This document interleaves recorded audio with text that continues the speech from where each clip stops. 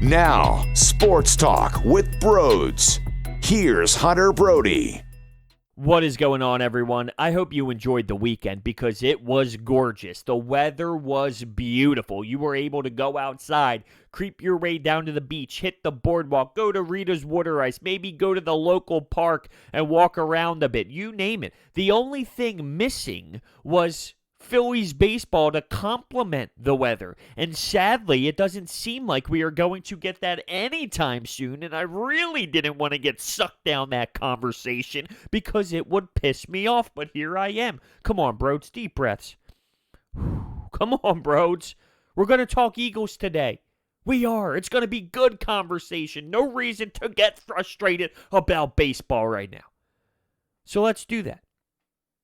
Over the last couple weeks or so, I've been crushing sports articles on The Athletic, ESPN.com, NBC Sports Philadelphia. I go through phases. There are times where I'm nonstop reading. I'm going to not just Philadelphia's sports, but I'm going to the Boston Red Sox on The Athletic, the New York Yankees, or the Atlanta Falcons. I'm just reading in general about other cities to see where they're at during this time. But we will keep it within the Eagles and Philadelphia for this conversation. Reuben Franks posted 10 random Eagles observations on NBC Sports Philadelphia. And I like that sometimes. Like, hey, here's a bunch of crap. Here's a bunch of random statistics. And I found a few of them so interesting, and I will share my thoughts. But before we do, let's hear a word from my sponsor, Orbit Energy and Power. They set the standard for clean energy. If you are looking to add solar to your home or company, we are talking about $0 electric bills. That's right, $0 electric bills. That's not all.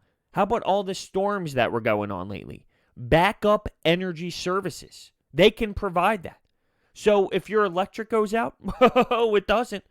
Because they will make sure that you have power. They also have healthy, clean water purification systems, battery storage, you name it. Give them a call at 800-836-3987 or visit them online at orbitenergy.us. Their information is in the description. So let's start with Reuben Franks' first observation.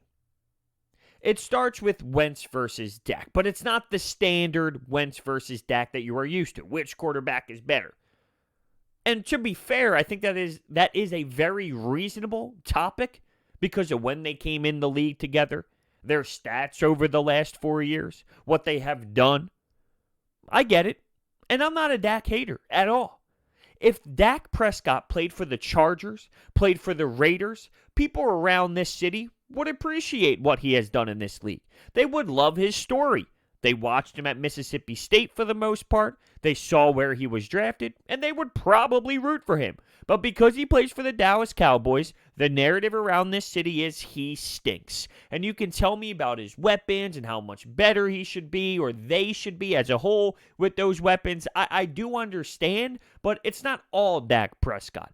Dak Prescott is a fine quarterback. You could win with Dak Prescott. Ryan Tannehill took the Tennessee Titans to the AFC Championship game. Nick Foles won the Super Bowl. Now, Carson Wentz got him in that position, but then Nick Foles, he succeeded when he was given the football. But my point is, and I've been very clear about this for a long time, you do not need an elite, insane Hall of Fame quarterback to win a Super Bowl. You don't. I just laid out that Ryan Tannehill got a Titans team to the AFC Championship game. Joe Flacco won a Super Bowl. I mean, come on. Are you in a bad position if Dak Prescott is your quarterback? No. The contract, yeah, that's interesting. Because is he $30 million worthy? Probably not. Is that the going rate for a starting quarterback in 2020? Sadly, it is. So the Cowboys are in a predicament. But you're not in a bad spot at all if Dak Prescott is your quarterback. But that's not the point of what Rue brought up. He wanted to look at the top 10 receivers who caught passes for these two quarterbacks over their first 4 years. So for Dak Prescott, Jason Witten is number one at 194 receptions. For the Eagles, number 1 is Zach Ertz with 303. Now, that is a big-time difference, but that's also because of who else is on this list. If you look at this list as we continue to move forward, you will understand why Zach Ertz is that high. Now, to be clear, I'm a big Carson Wentz supporter. I love what he's able to do. Is he perfect? No. There are plenty of times where he doesn't play his best. He misses throws, easy throws. He fumbles the football, right? I mean, there's a little bit to his game that you can absolutely knock. But ultimately, do I put my stock into him if I'm the top of the Eagles organization? Yeah, I do. He has shown you enough that when healthy, he is super talented, and he's a really good quarterback. Number 2 on the list, Zeke Elliott with 189. For the Eagles, number 2 is Nelson Aguilar at 156. Nelson Aguilar is number 2 on the list. This dude is no longer with the team after being drafted in the first round, and he got picked up for barely nothing on a prove-it deal with the Las Vegas Raiders. That should be telling you something. Number 3 for Dak is Cole Beasley with 174. Number 3 for the Eagles is Alshon Jeffrey at 143. I'm not going to knock Alshon. I think Alshon is a reliable receiver when he's on the field. I know that there's a lot of controversy because of Josina Anderson this and Alshon that and Carson Wentz this. Listen, you can trust the guy to catch the football when he's on the field. Is he the same as he was 3 years ago? No, because he's a little bit more banged up. He's a little bit older. But we're talking the last 4 years of Alshon Jeffrey. He gave you enough, no doubt about it. I won't knock that weapon for Carson Wentz over the last few seasons. Amari Cooper is number 4 for Dak. Keep in mind, they just acquired him pretty recently. They traded the first-round pick, if you remember. He has 132 receptions, and that's going to continue to rise as the years move forward. Number 4 for the Eagles is Jordan Matthews. That's right, good old reliable Jordan Matthews. When the Eagles need a wide receiver, you know who to call, Jordan Matthews. The fact that he is on this list is absolutely embarrassing. Dez Bryant is 5, Dallas Goedert is 5, and he's going to be lower on the list because of having Zach Ertz, because of other weapons, being a second tight end, so he won't have the big-time numbers, but in terms of being a weapon for Carson Wentz, you need to totally respect that. Michael Gallup is 6. Darren Sproles is 6. And just as you continue to move through this list, Trey Burton, Dorial Green-Beckham, Wendell Smallwood. These players are on the list. Now, not in that order. It was Darren Sproles, Burton, Miles Sanders, Dorial Green-Beckham, Torrey Smith, Wendell Smallwood. But just the fact that those names are on the list, it's crazy to think what would be different if these two quarterbacks swapped places. Could Dak Prescott survive with these type of players? Could Dak Prescott do anything with Dorial Green-Beckham, with Nelson Aguilar, with Trey Burton, with Jordan Matthews, with Greg Ward? I know he's not on the list, but with Greg Ward, with Rob Davis, with Josh Perkins. Could Dak Prescott do the same? I don't think he could do the same. I think Carson Wentz did a hell of a job working with a bunch of nothing at times. And I don't think that Dak Prescott is at that level. He won't be able to make the same plays. But once again, that's not to knock Dak Prescott. That's just to say, well, when it comes to playing with slop, I believe Carson Wentz can do a better job. But here's the thing. Playing with slop and doing a good job, that means nothing. Because what's the end goal? The end goal is to win a championship, right? So you're not going to do that with crap at the skill position. You need help as a quarterback. You need a really good team surrounding the quarterback position. So the Eagles are going to need weapons. They are going to need players that you can rely on. I don't care if Carson Wentz can succeed with Greg Ward, Rob Davis, and Josh Perkins, because that means nothing. That means the Eagles aren't going to be able to compete. I need them to have a healthy Deshaun Jackson, a Jalen Reagor that's going to be the Jalen Reagor we expect him to be this upcoming season, which, by the way, I am super intrigued by. A J.J. Arcega-Whiteside that needs to take a big step in his career. Marquis Goodwin. A Miles Sanders who is getting totally hyped. Totally hyped. I'm not saying he's getting hyped up. I'm saying him specifically getting juiced up to be a major role, a major factor this season for the Birds. An interesting thing to think about is, what happens if Alshon Jeffrey returns when J.J. Arcega-Whiteside is playing decent ball? What if J.J. Arcega-Whiteside takes a decent step in his career and then Alshon returns? They're going to be playing the same spot on the field. How much is left in the tank for Alshon? People just write him off, and at this point you shouldn't, because it's pretty damn clear he's going to be here. And when he comes back off the PUP list in the middle of the year, he's going to be available. And he's going to be a guy that you can rely on to catch the football. Is he on the back nine? Sure. Is he a dude who's been in this league that knows a lot about the game and understands this team, this offense, and who he's going up against? Yes. I'm almost excited for Alshon Jeffrey. I just feel different about him. It's funny, though. If we go back 3, 4, 5 months, oh, God, get him out of here. He's a problem. You don't want to deal with that. As time moves forward and as I hear things around the Eagles, it's not really there as much as the media perceived it. The hatred between Alshon and Carson Wentz, it's nowhere as extreme as people once believed. So with that being said and understanding that, well, I'm excited to see what Alshon can bring to the table once he returns. They'll be later into the season. Who knows? By then, there might be a lot of injuries to the point where he's needed. He brings a unique skill set that they don't really have. They have J.J. Arcega-Whiteside, but not as experienced, and that's hoping that J.J. Arcega-Whiteside actually takes a step. If he doesn't, then you really don't have someone with that skill set. You got speed. Alshon's not the speed guy, but he can do other things. He can have a different role in that offense. Call me crazy, but I think that Alshon Jeffrey has something left in the tank. It might not be a lot, but enough in the tank for this upcoming year after the injury to be able to give a little spark mid-season when he returns. Let's move to the observation number 2. I couldn't get more behind his second and third observation. So number 2 is this.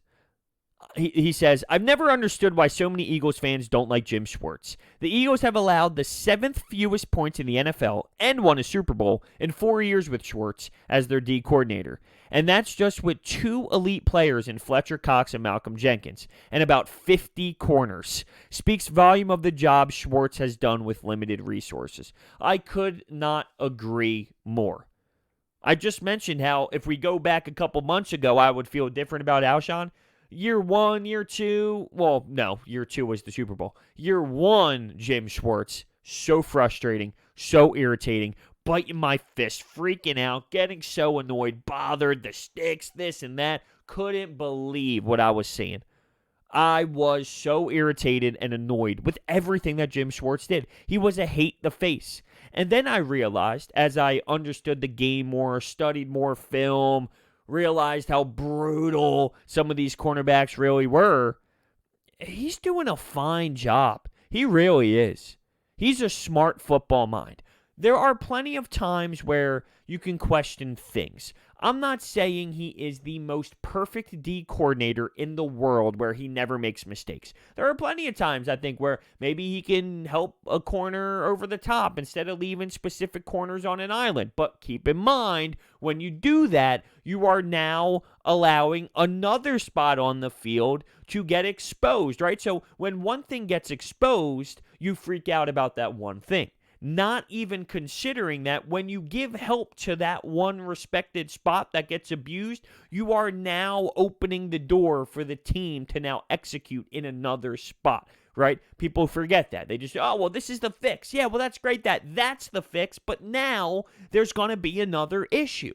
And I'm not saying Jim Schwartz is perfect, but considering how many injuries he had back there, considering, as Reuben Frank mentioned, Malcolm Jenkins, Fletcher Cox, the only two legit stars on that defense. Considering that, Jim Schwartz has done a stellar job. Did Tom Brady have an outstanding Super Bowl and find a way to destroy his defense?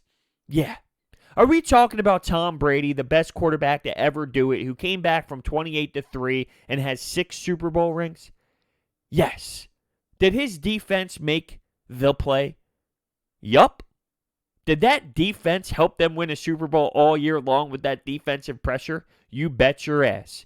Jim Schwartz was a huge part of that run, that Falcons game. See, people always bring up the Super Bowl. Oh, he got abused. I get it. He did. Falcons. Remember what happened? Goal line stand. How many points did the Falcons score that game? That's right. The Minnesota Vikings. What happened there? How many points did that Vikings offense score? They started out strong. What happened after that? Jim Schwartz had a great 2017. He did a good job in 2018. Was the Miami game in 2019 bad? Once again, there are moments that you can pick at. There are spots where he's not perfect. But considering what he has on the field, stellar job by Jim Schwartz. And now that he has Darius Slay, I'm pumped. I'm pumped to see what he does with Darius Slay. How is he going to utilize these players? That's what I can't wait to see. He's got a lot to play with. Now, you don't know all of it. And what I mean by that is, you know what you got in Darius Slay, you know what you got in Fletcher Cox, you know what you got in some of these players. But what's Jalen Mills going to be like? What's Avonte Maddox on the outside going to be like? We assume he's going to be able to hang. But what if he's not? And then Jim Schwartz needs to make adjustments. What if Jalen Mills isn't the guy? What if Will Parks does a better job? Can you maybe move Jalen Mills to the outside? You got Roby Coleman in the mix, who, by the way, is being discussed as an absolute snag by the Eagles. And you got LeBlanc. I mean, you just have so many pieces to move around. Also, what's going on with the linebacker? Year after year, Jim Schwartz is given crap. Nate Gerry. And people freak out on Nate Gerry. It's not his fault. He's limited. He is what he is. He's giving you all he's got. It's not his fault. And Jim Schwartz needed to utilize people like that. A Zach Brown who didn't work out. And Nigel Bradham who wouldn't even show up to games, and he would miss all sorts of physical therapy, and he wouldn't show up on time. I mean, this is what Jim Schwartz is working with at the linebacker position. It's crazy the amount of hate that he gets. Now, that ties into number 3, and this is what he states here. The most comical complaint about Schwartz is he doesn't adjust. Only 4 teams have allowed fewer points after halftime than the Eagles since 2016. The Patriots, the Titans, the Ravens, and the Vikings. You want me to repeat that? Only 4 teams have allowed fewer points after halftime than the Eagles since 2016. The Patriots, the best dynasty football or sports has ever seen. Titans, Ravens, and Vikings. I don't understand the hate about Jim Schwartz. I do and I don't. The reason I do understand it is because people get very emotional. They get super, super into it and aggressive where if 1 bad play happens, 2 bad plays happens, 3 bad plays happens, Jim Schwartz has to go. Get him out of here. It's his fault. It's his fault.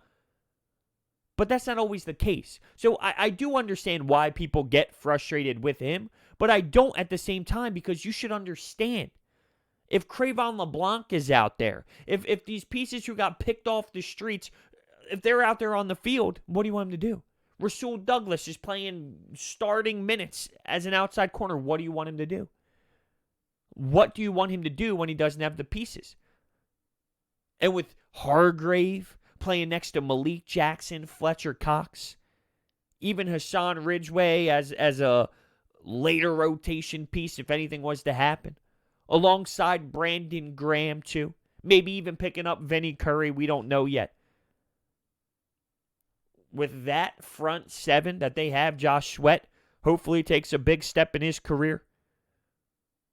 With pieces that are really solid in this league and healthy, Jim Schwartz can be at the top of the league when it comes to his defense.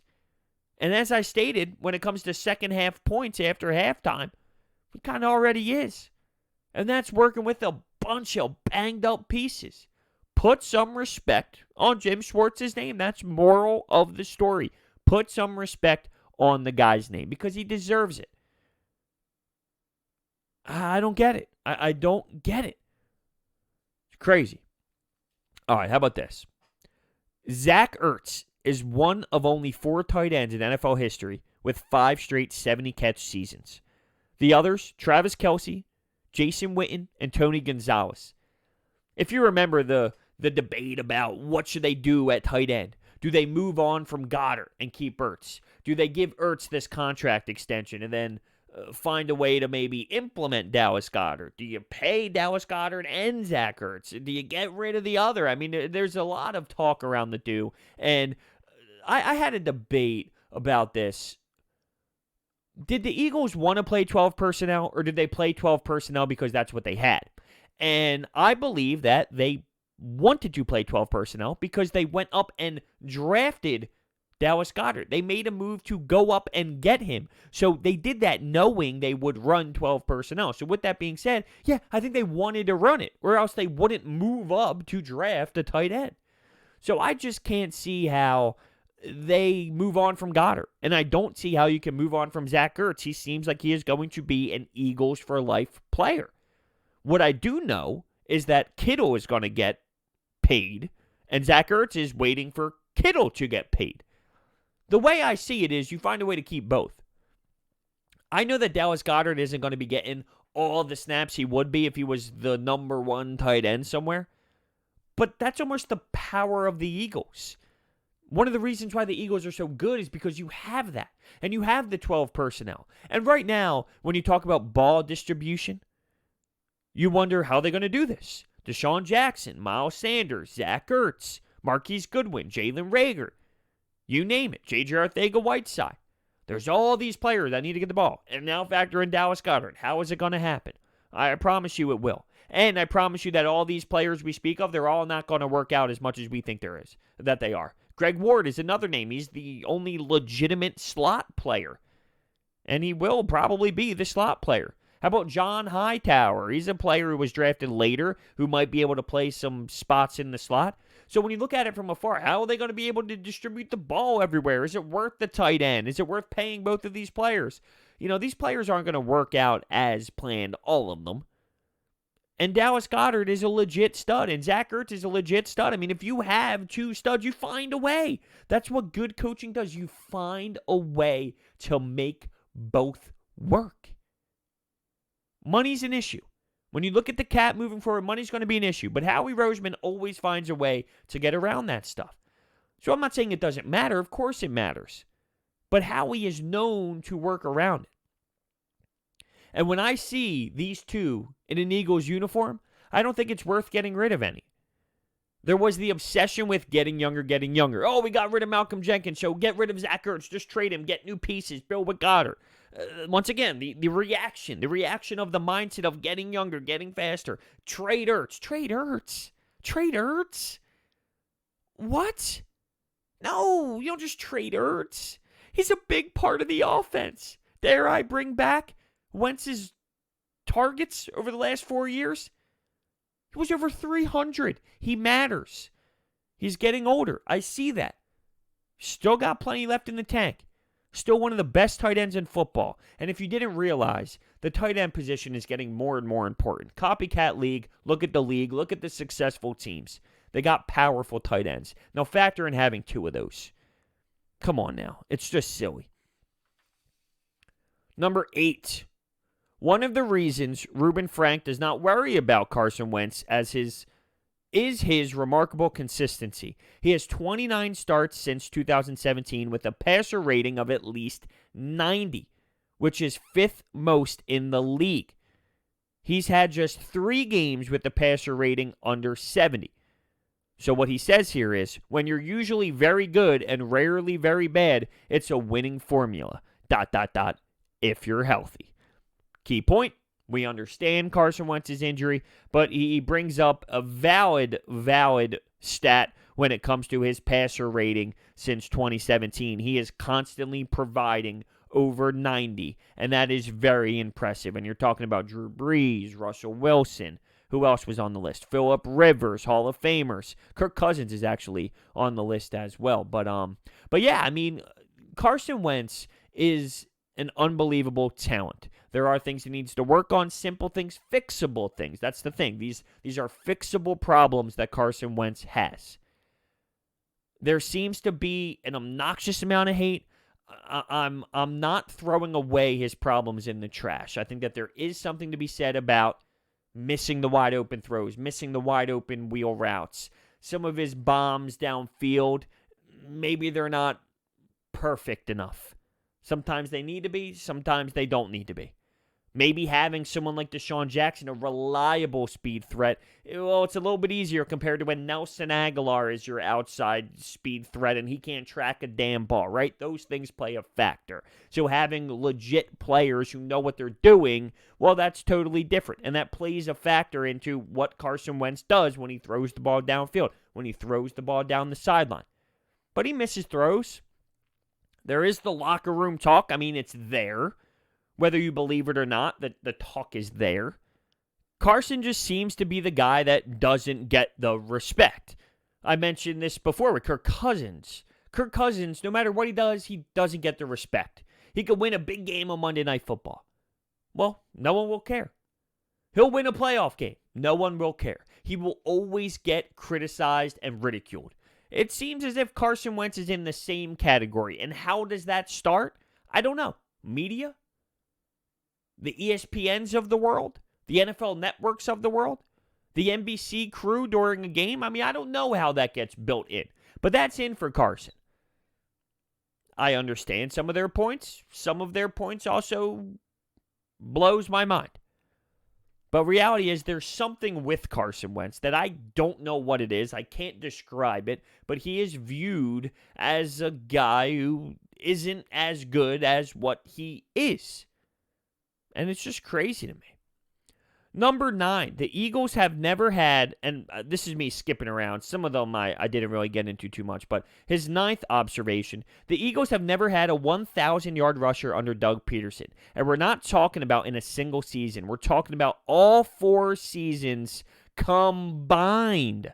Believe it or not, the Eagles' leading rusher over the last 4 years is Smallwood with 850 yards. Isn't that incredible? Sanders is next with 818, followed by Wentz at 785, LeGarrette Blount at 766, and Darren Sproles at 685. Ryan Matthews, Jay Ajayi, Corey Clement, Jordan Howard, and Josh Adams are all over 500 yards as well. Whoa. Wendell Smallwood. Now, there's no denying that Miles Sanders, as the lead back, will take over and probably be that 1,000-yard guy.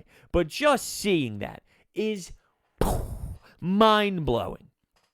Is it because Doug Pederson doesn't run the ball enough? Or is it because they never had the guy to really rely on to be the dude who's going to take over games at the running back position? They had to go by committee. They didn't have the stellar piece. They needed a LeGarrette Blount to kind of fill a specific role where that took away from Jay Ajayi or Darren Sproles was banged up or whatever the case may be. I mean, it wasn't as if Darren Sproles could take all of the touches anyway when he was more in his prime, especially as it says here over the last 4 seasons with Doug combined. I mean, that is just absolute insanity when you try and break that down. It almost makes no sense whatsoever, and this is where you got to tip your cap to Deuce Staley and what he does with that running back room. The culture is unbelievable, and I respect it. And I'm rooting for this guy to eventually work his way up into a different role, whether it's